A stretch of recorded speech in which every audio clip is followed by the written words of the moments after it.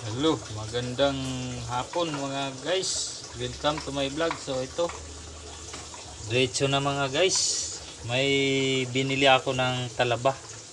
Ngayon,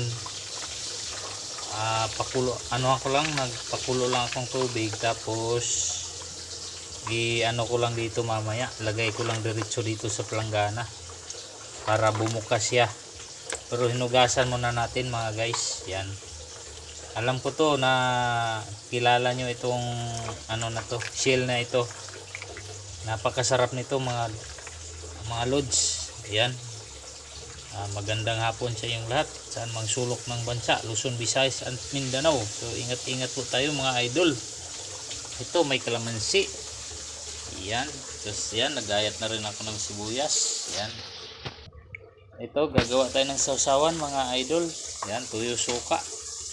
Kaya gaya tayo ng sibuyas saka kalamansi para may sausawan tayo. Mukbang to mga idol. Yan. So mamaya mapanood mo mamaya mga idol sa ating tuloy-tuloy lang sa panonood mga idol. Kaya paki-share ang ating channel mga idol. Follow nyo na lang. Yan, follow nyo lang aking channel. Ayan mga idol, so mahilig kumain ng talaba idol. Alam ko to, alam nyo naman to na masarap to. Kaya subukan natin magmukbang ng talaba. Ayan.